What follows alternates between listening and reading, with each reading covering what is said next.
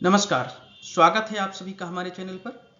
आज हम जानेंगे भारतीय संविधान में भाग 3 में वर्णित मूल अधिकारों के बारे में। तो आइए जानते हैं कौन कौन से मूल अधिकार हैं। भारतीय संविधान में अनुच्छेद 15 से 35 तक मूल अधिकार बताए गए हैं, मूल अधिकार वर्णित हैं उसमें, जिसमें समानता का अधिकार है। अनुच्छेद 14 से अनुच्छेद 18 तक समानता के अधिकार को बताया गया है, जिसके तहत कानून के समक्ष समानता धर्म, मूल, वंश, जाति आदि के आधार पर आदि समानताओं को बताया गया है। अनुच्छेद 19 से अनुच्छेद 22 तक स्वतंत्रता का अधिकार है। अनुच्छेद 23-24 में शोषण के विरुद्ध अधिकार दिया गया है। अनुच्छेद 25 से 28 तक धार्मिक स्वतंत्रता का अधिकार है। अनुच्छेद 29 और 30 में संस्कृति और शिक्षा से संबंधित अधिकार दिए गए हैं। अनुच्छेद 31 को जो पहले संपत्ति का अधिकार था उसको निश्चित कर दिया गया, उसके स्थान पर 31 ए, बी और सी लिखा गया है। और अनुच्छेद 32 में संवैधानिक उपचारों का अधिकार है। तो आइए जानते हैं। सबसे पहले हम देखेंगे समता का अधिकार। समता का अधिकार अनुच्छेद 14 से अनुच्छेद 18 तक है। इसमें अनुच्छेद 14 में कानून के समक्ष समानता और विधियों के समान संरक्षण, यानी विधि के समक्ष समता और विधियों के समान संरक्षण के बारे में बताया गया है। अनुच्छेद 15 में धर्म, मूलवंश, जाति, लिंग या जन्म स्थान के आधार पर भेदभाव का निषेध किया गया है। अनुच्छेद 16 में लोक नियोजन के विषय में अवसर की समता दी गई है, जिसमें सरकारी नौकरियों में अवसर, समान अवसर की समता दी गई है। कुछ विशेष इसमें अवक्तु लगाए गए हैं, जैसे कि ओबीसी, ईडब्ल्यूएस आदि, SC ST।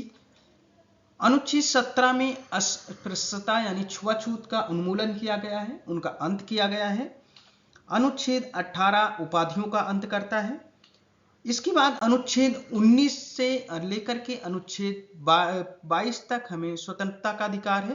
अनुच्छेद 19 में वाक एवं अभिव्यक्ति की स्वतंत्रता का अधिकार है। अनुच्छेद 19 में जो 6 स्वतंत्रताएं दी गई उसमें वाक्य एवं अभिव्यक्ति की स्वतंत्रता का अधिकार, शांतिपूर्वक सम्मेलन में भाग लेने की स्वतंत्रता का अधिकार है, संगम या संघ बनाने का अधिकार, अबाध संचरण की स्वतंत्रता, देश में कहीं भी आप आ जा सकते हैं, लेकिन कुछ इसमें अवक्तु लगाए गए हैं, जैसे इनर लाइन परमिट है मणिपुर में और कुछ राज्यों में। निवास का अधिकार, आप देश में कहीं भी निवास कर सकते हैं, बस सकते हैं। व्यवसाय आदि की स्वतंत्रता का अधिकार, आप व्यवसाय में अपनी इच्छा के अनुसार व्यवसाय चुन सकते हैं आदि। स्वतंत्रता के अधिकार में अनुच्छेद 20 में ही आपको अपराध के लिए दोष सिद्धि के संबंध में संरक्षण प्राप्त है। प्राण और दैहिक स्वतंत्रता है अनुच्छेद 21 में, और अनुच्छेद 21 का जो कि 2002 में जोड़ा गया संवैधानिक 86वें संवैधानिक संशोधन के द्वारा 2002 में, उसमें शिक्षा का अधिकार को मूल अधिकार में जोड़ा गया। निरोध और हिरासत, निरोध हिरासत यानी जो आपको हिरासत में रखती है पुलिस, उससे और गिरफ्तारी से संरक्षण भी आपको अनुच्छेद 22 में दिया गया है। इसके अलावा शोषण के विरुद्ध अधिकार जो हमने बताया कि 23-24 में अनुच्छेद 23 और 24। अनुच्छेद 23 में मानव के दुर्व्यापार और बलात् श्रम का निषेध है, यानी आप बेगारी प्रथा को खत्म करने का निषेध, बेगारी प्रथा और मानव के दुर्व्यापार यानी मनुष्यों का जो व्यापार होता है उसको खत्म करने का प्रतिषेध है। कारखानों आदि में बालकों के नियोजन का प्रतिषेध है, यानी खतरनाक कामों में बालकों के नियोजन का प्रतिषेध है। इसमें 14 वर्ष के कम बालकों को खतरनाक कामों में जैसे कारखानों, फैक्ट्रियों, खदानों आदि में लगाने पर निषेध है।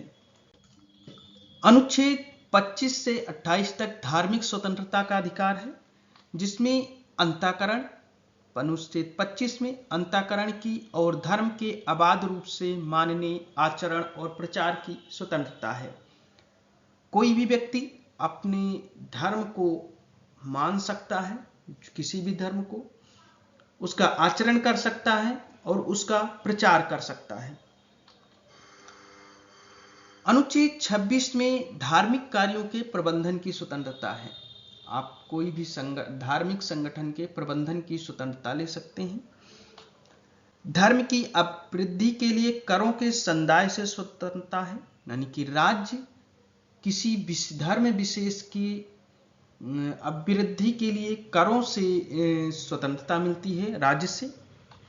धार्मिक शिक्षा में उपस्थित होने की स्वतंत्रता, मदरसों में जो धार्मिक शिक्षाएं दी जाती हैं वो इसी मूल अधिकार के अंतर्गत दी जाती हैं कि उनको स्वतंत्र उपस्थित होने की स्वतंत्रता है। अनुच्छेद 29 और 30 में संस्कृति और शिक्षा संबंधी अधिकार हैं। ये अधिकार उन अल्पसंख्यक क्षेत्रों या जनजातियों को दिए गए हैं उनके हितों के संरक्षण के लिए, अल्पसंख्यक हितों के संरक्षण के लिए ये अधिकार दिए गए हैं और उन्हें ही अपनी शिक्षा संस्थानों की स्थापना और उनके प्रशासन करने का अधिकार दिया गया है।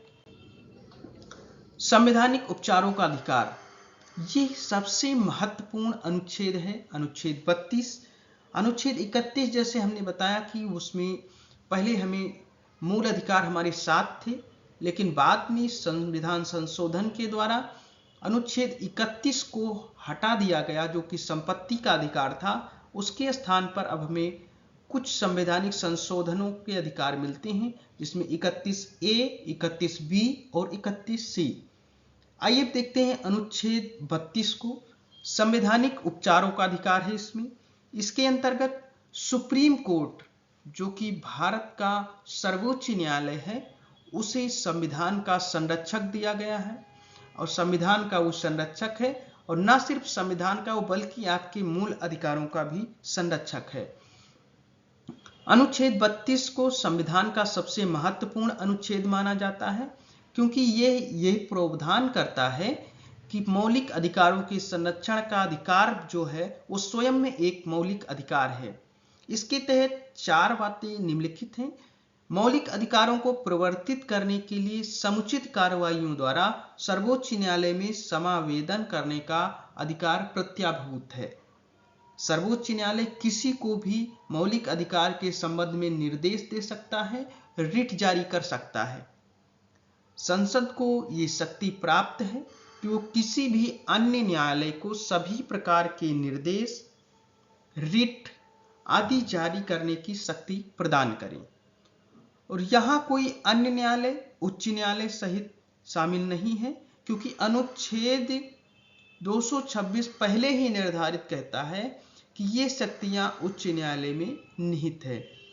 यानी कि अन्य न्यायालय का मतलब यही है कि इसमें कोई लोअर कोर्ट को नहीं, बल्कि अनुच्छेद 226 में लिखा है कि ये सभी शक्तियां केवल और केवल उच्च न्यायालय को दी जाएंगी, यानी हाई कोर्ट को भी 226 के तहत रिट जारी करने का अधिकार है।